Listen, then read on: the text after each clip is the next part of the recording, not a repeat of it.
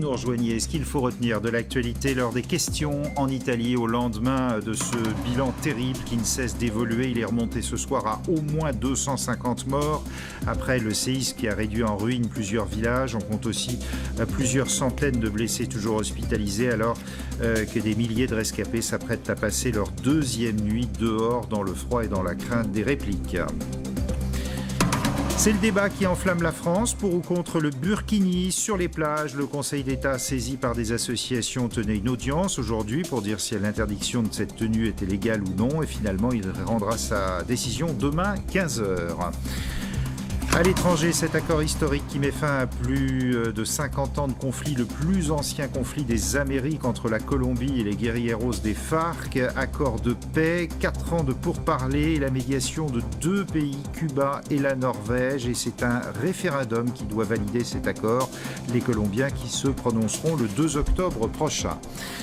Le foot, on connaît la liste des 23 joueurs sélectionnés par Didier Deschamps pour France-Italie en match amical le 1er septembre et contre la Biélorussie le 6 en qualification pour le prochain mondial. Des surprises, notamment un grand absent, Patrice Evra, et des revenants en attaque comme Raphaël Varane, forfait pour l'Euro, et Alexandre Lacazette. Il fait toujours aussi chaud et ça n'est pas prêt de s'arrêter. Ce sont maintenant 43 départements de l'Est et du Sud de la France qui sont en vigilance orange canicule. L'épisode qui devrait prendre fin dimanche. Enfin, elle a fait bouger les critères de la mode de manière considérable, dit d'elle ce soir Jean-Charles de Castelbajac. Disparition de la célèbre créatrice de mode Sonia Rykiel. Elle avait 86 ans et souffrait de la maladie de Parkinson. Elle avait notamment réinventé le tricot en l'égayant avec strass et paillettes.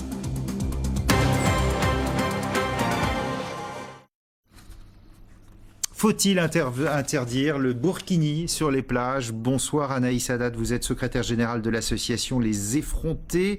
Vous êtes contre la série d'arrêtés municipaux anti-burkini. Pourquoi ? Parce qu'on pense qu'on désigne pas les bons coupables en fait et qu'on accable les victimes. C'est qui les bons coupables ? Alors en l'occurrence, c'est plutôt les conservatismes religieux qui sont donc présents dans toutes les religions et dans toutes les cultures. En l'occurrence, on a aussi notre lot de conservatisme religieux en France et pas nécessairement musulmans. Je pense par exemple à ceux qui ont fait reculer les ABCD de l'égalité, à toute la mouvance de la manif pour tous qui nous ont aussi posé des problèmes vis-à-vis du mariage pour tous. Et puis plus récemment, on a les survivants tout simplement qui menacent nos droits à l'IVG. Mais quand vous voyez ces femmes se plonger dans l'eau tout habillées avec des vêtements jusqu'aux chevilles, vous qui êtes féministe, ça vous gêne pas quelque part ? Pour moi, la question n'est pas là. Pour moi, là, on se trompe de débat. C'est-à-dire que quand on désigne le vêtement des femmes, de nouveau, on focalise sur les femmes. De nouveau, on restreint leurs droits, c'est-à-dire à s'habiller. Elles sont libres de faire ce qu'elles veulent. Alors, les femmes en tant que telles, oui. Le problème, c'est pas les femmes en tant que telles. Elles ne sont pas instrumentalisées. La question, c'est est-ce que nous ne sommes pas instrumentalisés en nous focalisant uniquement sur le burkini et sur la religion, en l'occurrence musulmane, alors que des conservatismes religieux qui menacent la liberté des femmes, il y en a un peu partout, et d'ailleurs pas uniquement dans le conservatisme religieux. Quand Manuel Valls dit, par exemple, que le burkini, c'est l'asservissement de la femme, c'est ce qu'il a dit ce matin, vrai ou faux ? J'ai surtout envie de lui demander, de le questionner sur ce qu'il met en œuvre pour faciliter la libération de la femme. Parce que, par exemple, je parlais des abécédaires de l'égalité. Si ça tient tellement à cœur au gouvernement d'aider les femmes, de les aider dans leur émancipation, jouer sur l'éducation est quelque chose de primordial. Par contre, la répression peut être quelque chose, même au final, de plus problématique que de libérateur. Donc, si l'éducation, c'est-à-dire de dire quoi ? De dire qu'on est dans un pays laïque et qu'il ne faut pas forcément mettre un burkini, c'est ça que vous souhaitez ? Alors, non, l'éducation, c'est pas dire aux gens ce qu'on a ou pas à faire. L'éducation, c'est leur donner les moyens de réfléchir et leur donner les moyens de faire des choix libres et éclairés. Donc, en l'occurrence, effectivement, insister sur la laïcité, expliquer et informer sur ce qu'est la laïcité, mais pas uniquement. Éduquer à la sexualité, donc éduquer les femmes à accepter leur corps, à être à l'aise avec leur corps, les hommes à accepter leur corps, mais aussi le corps des femmes, à comprendre comment ça fonctionne. Déjà, ce serait un bon début. Ensuite, la formation des professionnels, ce serait aussi une bonne continuité. Mais focaliser uniquement sur un vêtement, finalement, on parle du voile, et ben là on voile le problème de fond. Mais il y a quand même une contradiction entre vous, féministes, où on se dit vous êtes plutôt pour la libération de la femme, le fait qu'elle puisse vivre sa vie comme elle le souhaite, et puis de voir ces femmes rentrer dans l'eau comme ça, habillées, ça, pour vous, ça vous gêne pas?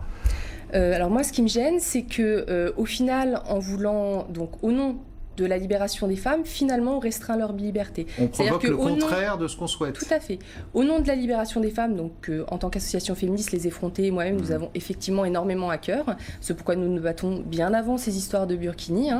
Mais donc ces femmes, elles n'ont pas tort, elles ne sont pas sous influence. Au nom de cette libération-là, finalement, on restreint leur liberté parce que qu'est-ce qui va se passer concrètement? Concrètement, ces femmes-là qui ont donc été humiliées en public, qui ont servi d'exemple à d'autres femmes qui vont voir ça, qui vont se dire, moi, est-ce que je vais aller sur la plage finalement? Finalement, ces femmes voilées vont peut-être s'interdire à aller sur la plage, donc leur liberté va être restreinte. Donc le vrai problème de fond, si c'est la liberté des femmes, c'est clairement pas la solution. Donc il faut laisser faire?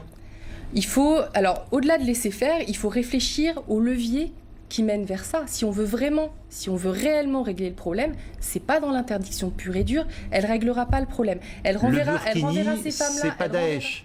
Alors, non, effectivement. Le lien entre le burkini et Daesh, c'est les conservatismes religieux. Et comme je vous le disais à l'instant, les conservatismes religieux, on en a d'autres. On n'a pas que cela, en fait. Et effectivement, les conservatismes religieux... Et c'est celui dont on parle. C'est celui dont on parle énormément. Mais les conservatismes religieux créent effectivement des monstres comme Daesh, mais c'est pas le burkini qui crée Daesh à aucun moment. Et c'est pas en interdisant des femmes de porter le burkini parce que en plus, on s'adresse spécifiquement aux femmes, dont on sait qu'elles ne sont pas nécessairement prescriptrices, en plus, en l'occurrence. Je veux dire, Daesh, je n'ai pas souvenir, dites-moi si je me trompe, mais je n'ai pas souvenir de chef religieux féminin chez Daesh, il me semble. Je pense qu'on est d'accord là-dessus. Extrêmement rare, on est d'accord. En l'occurrence, s'attaquer aux femmes, c'est s'attaquer, en l'occurrence là, aux victimes qu'on prétend vouloir défendre, et finalement, on restreint leur liberté et on ne règle pas le problème. Raisonnement jusqu'au bout, alors pourquoi pas porter la burqa dans l'espace public? Alors en fait, un raisonnement, c'est pas tout ou rien. Trouver une solution, c'est pas tout ou rien. Trouver une solution, c'est se questionner sur les ressorts réels de ce qui se passe. Donc réellement, si on veut trouver une solution, on va faire des recherches, on va comprendre, on va essayer de trouver la source, de trouver ce qui se passe réellement au départ. C'est pas en mettant du maquillage sur un bouton.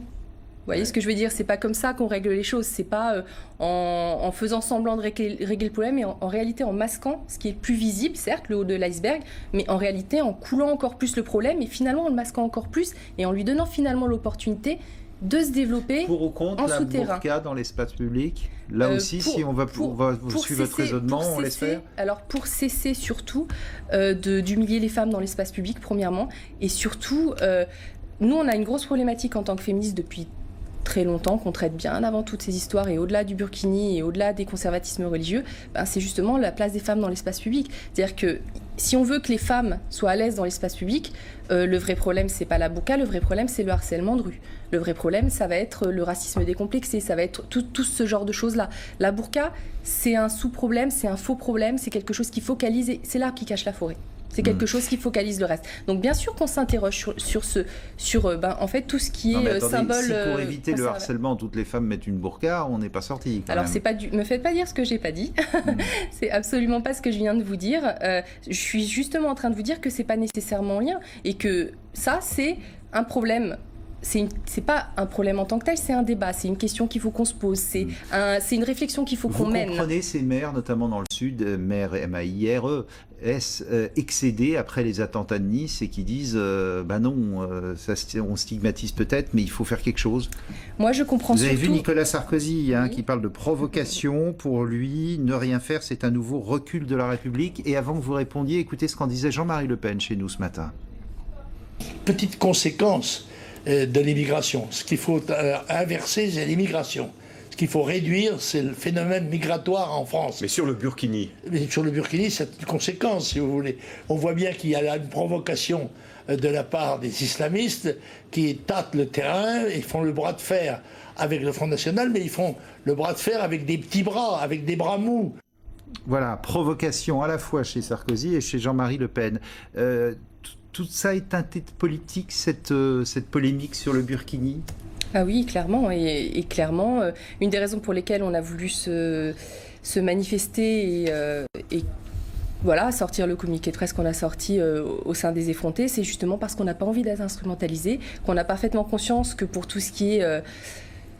alors, on parle d'extrémistes religieux, oui. Merci. Mais ça vaut aussi en politique. Et en l'occurrence, c'est du pain béni pour les extrêmes politiques. Donc, on ne veut pas être instrumentalisé. Si la problématique de fond... alors, vous me demandiez si je comprenais le fait que les maires, effectivement, veuillent réagir autour de ça. Donc oui, je comprends surtout que quand l'humain a peur, il veut chercher un coupable.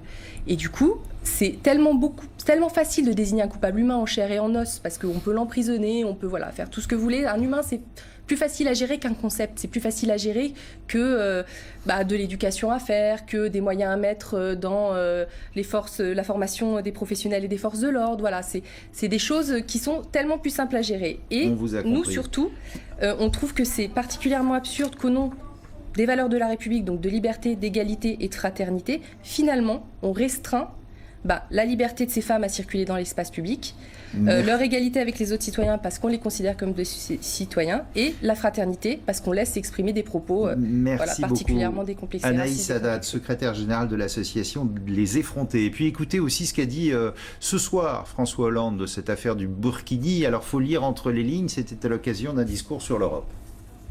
Nous ne sommes pas simplement européens parce qu'il y a un marché et une monnaie, mais parce que nous pensons qu'avec l'Europe, nous sommes plus forts et nous maîtrisons notre destin. Nous pouvons vivre en commun. En France aussi, c'est le grand enjeu, la vie en commun, ce qui suppose des règles et le respect des règles. Ce qui suppose aussi que chacun se conforme aux règles et qu'il n'y ait ni provocation ni stigmatisation. Et Elsa Fraissinet, ça nous amène à votre livre, ça n'a aucun sens, publié chez Plomb. François Hollande s'explique enfin sur ses choix et ses erreurs. Cette réaction du président, ni stigmatisation, ni provocation, c'est tout lui, ça ? Oui, absolument. C'est tout à fait typique de lui, spécifiquement dans des débats très sensibles et où la politique a tendance